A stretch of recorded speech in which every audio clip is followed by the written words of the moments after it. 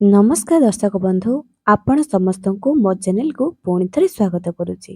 दर्शक बंधु जीवन जिते भी कष्ट थाउ ना कहीं जो समस्या आपण को देखा दउची जदि आपण माने मध्य समस्या मुक्ति पाइबा चाहते तेरे ब्रह्म मुहूर्त सेजरे बसी बसी कही दिंतु एही सातटी शब्द देखिबे जीवनर चमत्कार।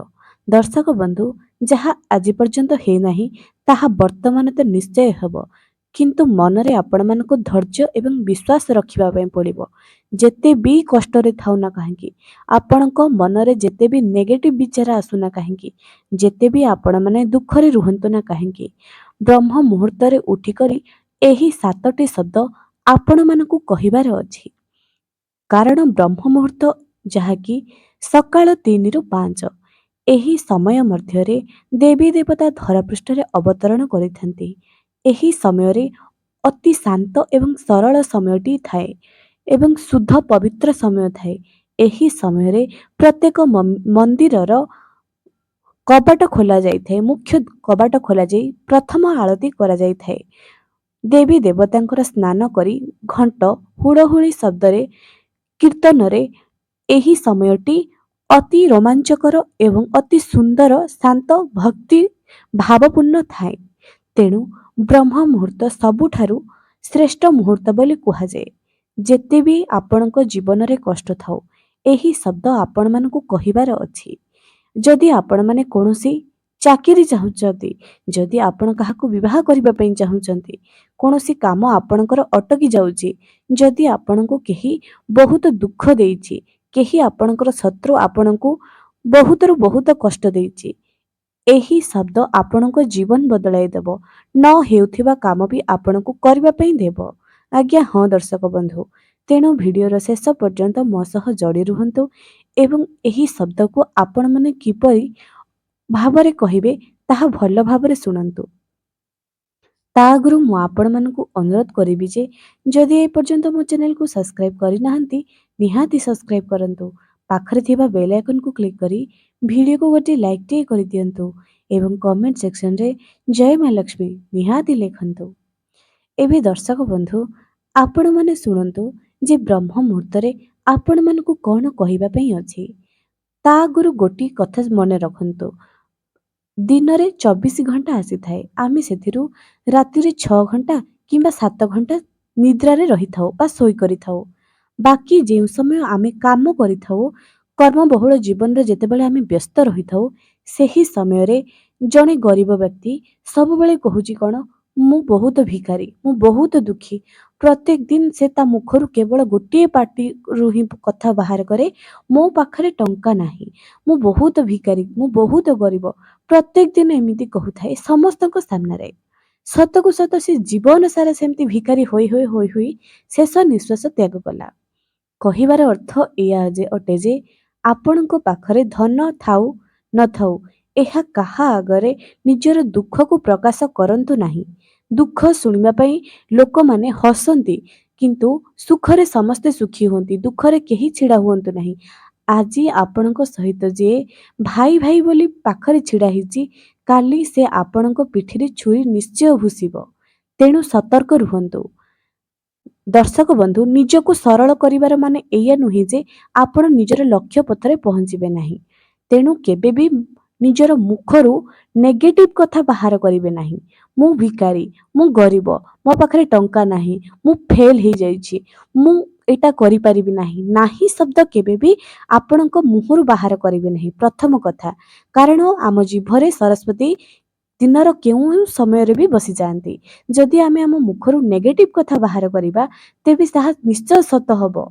ପ୍ରଥମ ନିଜେ ବୁଝିବା ପାଇଁ ଚେଷ୍ଟା କରନ୍ତୁ, ନିଜେ ନିଜକୁ ସଜାଗ ରଖନ୍ତୁ, ନିଜ ପରିବାରକୁ ଏ କଥା ବୁଝାନ୍ତୁ, ନିଜ ସାଙ୍ଗସାଥୀକୁ ବୁଝାନ୍ତୁ। ପାଟିରୁ କେବେ ବି ନାହିଁ ଶବ୍ଦ ବାହାର କରିବେ ନାହିଁ, କେବେ ବି ନିଜକୁ ତୁଚ୍ଛ ମନେ କରିବେ ନାହିଁ। ପ୍ରଥମ ଜିନିଷଟି। ତେବେ ଚାଲନ୍ତୁ କେଉଁ ଶବ୍ଦ ଆପଣମାନଙ୍କୁ ବ୍ରହ୍ମ ମୁହୂର୍ତ୍ତରୁ କହିବାର ଅଛି ତାହା ବି ଭଲ ଭାବରେ ଶୁଣି ରଖନ୍ତୁ। ଯେପରି ମୁଁ କହିଲି ଯେ କେବେ ବି ନିଜକୁ ନେଗେଟିଭ କହିବେ ନାହିଁ, ନାହିଁ ଶବ୍ଦ କହିବେ ନାହିଁ। ଆପଣଙ୍କୁ ଯାହା ବି ଦରକାର ଅଛି ପ୍ରତ୍ୟେକ ବ୍ରହ୍ମ ମୁହୂର୍ତ୍ତରେ ଉଠି ଯାଆନ୍ତୁ।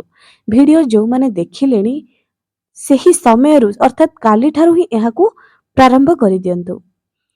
ବ୍ରହ୍ମ ମୁହୂର୍ତ୍ତରେ ଆପଣଙ୍କୁ ଉଠିବାର ଅଛି। ନିଜ ସେଜରେ ବସିକରି ନିଜର ହସ୍ତ କମଳକୁ ଦେଖି ନମସ୍କାର କରି କୁହନ୍ତୁ, ମୁଁ ବହୁତ ଭାଗ୍ୟଶାଳୀ। ପୁରା ବ୍ରହ୍ମାଣ୍ଡ ମୋ ସହିତ ସବୁବେଳେ ଭଲ କରୁଛି। ପୁରା ବ୍ରହ୍ମାଣ୍ଡ ମୋତେ ସବୁ ଜିନିଷରେ ସାହାଯ୍ୟ କରୁଛି। ମୁଁ ବହୁତ ସାରା ଟଙ୍କା ଆକର୍ଷିତ କରୁଛି। ମୁଁ ବହୁତ ଧନୀ ଅଟେ। ମୋ ପରିବାର ଏବଂ ମୁଁ ବହୁତ ସୁନ୍ଦର ସ୍ୱାସ୍ଥ୍ୟ ନେଇ ବଞ୍ଚି ଅଛୁ। ମୋର ଗୋଟେ ସୁନ୍ଦର ସ୍ୱାସ୍ଥ୍ୟ ଅଛି। ମୁଁ ସୁସ୍ଥ ଅଟେ। ଯଦି ଆପଣ ଆପଣଙ୍କର ଛୁଆକୁ ଆହୁରି ଆଗକୁ ବଢ଼ାଇବା ପାଇଁ ଚାହୁଁଛନ୍ତି, ତେବେ ଏହା ବି ଶୁଣି ରଖନ୍ତୁ। ମୋ ଛୁଆ IPS ହେଉଛି। ମୋ ଛୁଆ ଟପର ହେଉଛି। ମୋ ଛୁଆ ସବୁଠାରୁ ଭଲ ଛୁଆ ଅଟେ। ସେ ଶାନ୍ତ ସରଳ ପ୍ରକୃତିର ଛୁଆଟିଏ ଅଟେ। ସେ ବହୁତ ଭଲ ଅଟେ। ପ୍ରତ୍ୟେକ ଦିନ ଏହି ଶବ୍ଦ ନିଜ ନିଜକୁ କୁହନ୍ତୁ। ମୁଁ ଧନୀ ଅଟେ। ବ୍ରହ୍ମ ମୁହୂର୍ତ୍ତରୁ ଏହାକୁ ଉଠି କହିବା ପ୍ରାରମ୍ଭ କରିଦିଅନ୍ତୁ। ଦେଖିବେ ଅଳ୍ପ ଦିନରେ ଆପଣଙ୍କର ଚମତ୍କାର ଆପଣ ନିଜେ ଦେଖିବେ। ଯେତେବେଳେ ଗୋଟିଏ ଛୁଆ ପରୀକ୍ଷାରେ କମ୍ ମାର୍କ ଆଣେ, ତାକୁ ଆମେ ବହୁତ ଗାଳି କରିଥାଉ। କିନ୍ତୁ ଥରେ ବି ଆମେ ଚିନ୍ତା କରିନଥାଉ ଯେ ଯେତେବେଳେ କେବଳ କ'ଣ ସ୍କୁଲ ଆଉ ଟ୍ୟୁସନରେ ପାଠ ପଢ଼ିଲେ ଗୋଟିଏ ଛୁଆର ଭବିଷ୍ୟତ ଉଜ୍ଜଳ ହୋଇଯିବ। ଆମେ ବାପା ମା ହିସାବରେ ଆମ ଛୁଆକୁ କେତେ ମୂଲ୍ୟବାନ ସମୟ ଦେଇଛେ? ଯଦି ଦେଇଛେ, ତେବେ ଭୁଲ ହୁଏତ ନିୟତିର ଥାଇପାରେ, ହୁଏତ ମା ସରସ୍ୱତୀଙ୍କ ଦୟାରୁ ତା ପାଖରେ ସେତିକି ହିଁ ବିଦ୍ୟା ଥାଇପାରେ। ଆମେ ଯଦି ଆମର ମୂଲ୍ୟବାନ ସମୟ ଆମ ଛୁଆକୁ ଦେଇନାହୁଁ, ତାହେଲେ ତାଠାରୁ ଟପର ଷ୍ଟୁଡେଣ୍ଟର ମାର୍କ ଆଶା କରିବାର ଆମର କୌଣସି ବି ଅଧିକାର ନାହିଁ। ପ୍ରତ୍ୟେକ ବାପା ମା ନିଜ ଛୁଆମାନଙ୍କୁ ବୁଝିବା ଦରକାର। ଏବେ ଆପଣମାନଙ୍କୁ ଆଉ ଗୋଟିଏ କଥା କହୁଛି। ଯଦି ଛୁଆମାନେ ପାଠ ପଢ଼ାରେ ମନ ଲଗାଉନାହାନ୍ତି, ଛୁଆମାନେ ଯଦି ବିଚଳିତ ହେଉଛନ୍ତି, ଏହି ଉପାୟଟି ପ୍ରତ୍ୟେକ ମା ମାନେ ଯେତେବେଳେ ଛୁଆମାନେ ଶୋଇଯାଉଛନ୍ତି, ଏହାକୁ ଥରୁଟିଏ କରିକି ଦେଖନ୍ତୁ। କିଛି ଦିନରେ ଆପଣ ନିଜେ ଚମତ୍କାର ଦେଖିବେ। ଯେତେବେଳେ ଛୁଆ ଶୋଇଯିବ ରାତ୍ରିରେ, ଛୋଟ ପୁଅ ହଉ ଝିଅ ହଉ, ଯେତେ ବୟସର ପୁଅ ଝିଅ ହୁଅନ୍ତୁ ନା କାହିଁକି, ମା ମାନେ ରାତିରେ ଯେତେବେଳେ ଛୁଆ ଶୋଇଯିବ, ତାଙ୍କର ମୁଣ୍ଡକୁ ଆଉଁସି ଆଉଁସି, ଚୁଟି ଆଉଁସି ଆଉଁସି କହିବେ କାନରେ ଚୁପ୍ ଚୁପ୍ କରି, ମୋ ପୁଅ ସବୁଠାରୁ ଭଲ ଅଟେ। ମୋ ପୁଅ ବହୁତ ଶାନ୍ତ ଏବଂ ସରଳ ପ୍ରକୃତିର ପୁଅଟିଏ ଅଟେ। ମୋ ପୁଅ ମୋର ସବୁ କଥା ମାନୁଛି, ଜମା ବି ଦୁଷ୍ଟ ହଉନି। ମୋ ପୁଅ ବହୁତ ଭଲ ପାଠ ପଢୁଛି, ଶ୍ରେଣୀରେ ପ୍ରଥମ ହଉଛି। ଆପଣଙ୍କୁ ସବୁ ଜିନିଷ ପ୍ରେଜେଣ୍ଟରେ କହିବାର ଅଛି। ସବୁବେଳେ ପ୍ରେଜେଣ୍ଟରେ ରୁହନ୍ତୁ। ଫ୍ୟୁଚର ଏବଂ ପାଷ୍ଟକୁ ଛାଡ଼ି ଦିଅନ୍ତୁ। ପ୍ରେଜେଣ୍ଟ ଯଦି ଆପଣଙ୍କର ସୁନ୍ଦର ହେବ, ଆପଣଙ୍କର ବାକି ସବୁ ସୁନ୍ଦର ହେବ। ଯଦି ଆପଣ ବର୍ତ୍ତମାନ ଭଲରେ ବଞ୍ଚିବେ, ବାକି ସବୁ ଭଲରେ ହିଁ ରହିବ। ୟାର ମାନେ ଏଇଆ ନୁହଁ, ବର୍ତ୍ତମାନ ଭଲରେ ରହିବାର ଅର୍ଥ ଏଇଆ ଯେ ଯାହା ବି ଟଙ୍କା ଆଣିବା, ବାହାରେ ବୁଲି ଚାଲି ଖାଇକିରି ସେତକ ଉଡ଼େଇଦେବା। କଥାକୁ ବୁଝିବା ପାଇଁ ଚେଷ୍ଟା କରନ୍ତୁ, ନିଶ୍ଚୟ ଜୀବନ ଉଜ୍ଜଳମୟ ହେବ। ଦର୍ଶକ ବନ୍ଧୁ, ଆପଣମାନେ ଏହି ଉପାୟକୁ ରେଗୁଲାର ବେସିକ୍ରେ କରନ୍ତୁ। ବିଶେଷ କରି ମା ମାନଙ୍କର ଗୋଟିଏ ବଡ଼ ପ୍ରୋବ୍ଲେମ ହୋଇଥାଏ ଯେ ଛୁଆମାନେ କଥା ଶୁଣୁନାହାନ୍ତି, ଛୁଆମାନେ ଭଲ ପାଠ ପଢ଼ୁନାହାନ୍ତି। ଥରୁଟିଏ ଏହି ଉପାୟକୁ କରିକି ଦେଖନ୍ତୁ, ରେଗୁଲାର କରିବେ ଏବଂ ଏହି ଉପାୟଟି କାମ ଦେବା ପରେ ବି ଆପଣମାନେ କରି ଚାଲନ୍ତୁ। ଆପଣମାନଙ୍କର ତ କିଛି ଇଚ୍ଛା ଥିବ ଯେ ମୋ ଛୁଆ ବଡ଼ ହଉ ଇଞ୍ଜିନିୟରିଂ କରିବ, IPS ହେବ କିମ୍ବା ଗଭର୍ଣ୍ଣମେଣ୍ଟ ଟିଚର ହେବ, କରିକି ଚାଲନ୍ତୁ। ଏବଂ ଯେଉଁମାନେ ଗଭର୍ଣ୍ଣମେଣ୍ଟ ଟିଚର ପାଇଁ ବହୁତ ଚେଷ୍ଟା କରୁଛନ୍ତି, ଯେଉଁମାନେ ବାରମ୍ବାର ଏକ୍ଜାମ ଦେବା ପରେ ବି ହାରାସ ହେଇଯାଉଛନ୍ତି, ଥରୁଟିଏ ନିଜେ ନିଜକୁ କହିକି ଚାଲନ୍ତୁ। ଆପଣଙ୍କୁ ଯାହା ଇଚ୍ଛା ପ୍ରେଜେଣ୍ଟରେ କହି ଚାଲନ୍ତୁ।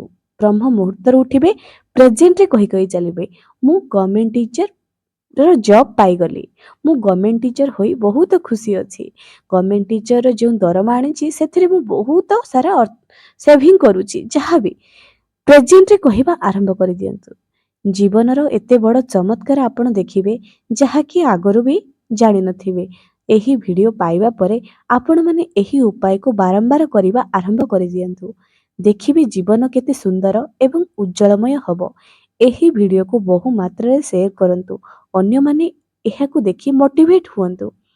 ସେମାନଙ୍କ ଜୀବନରେ ବି ଯେଉଁ ଖାଲିପଣ ଅଛି, ତାହା ଈଶ୍ୱରଙ୍କ ଦୟାରୁ ଏବଂ ନିଜର ବିଚାରଶୀଳତାରୁ ବଦଳିଯିବ। କୁହାଯାଏ, କର୍ମ ଦ୍ୱାରା ମଣିଷ ତାର ଭାଗ୍ୟ ବଦଳାଇ ଦେବ। ତେଣୁ ଭଲ କର୍ମ କରନ୍ତୁ, ଉତ୍ତମ କର୍ମ କରନ୍ତୁ ଏବଂ ଯଦି ଆପଣ ଭଲ କର୍ମ କରିବେ ନିୟତି ଆପଣଙ୍କୁ କେବେ ନା କେବେ ନିଶ୍ଚୟ ତାହା ଫେରାଇ ଦେବ। ଯଦି ଖରାପ କର୍ମ କରିବେ, କାହାକୁ ଯଦି ଦୁଃଖ ଦେବେ, କିପରି ଆପଣଙ୍କୁ ନିଜ ଜୀବନରେ ଭଲ ଆଶା କରୁଛନ୍ତି, ଆଜି ନହେଲେ ବି କାଲି ଆପଣ ଧୋକାରେ ନିଶ୍ଚୟ ପଡ଼ିବେ। ତେଣୁ ଆଜିଠାରୁ ସଜାଗ ରୁହନ୍ତୁ। ସବୁବେଳେ ପଜିଟିଭ ଚିନ୍ତା ରଖନ୍ତୁ। ଆଜି ପାଇଁ ରହିଲି, ପୁଣି ଦେଖା ହେବ ଆଗାମୀ ଏକ ସୁନ୍ଦର ଭିଡ଼ିଓରେ।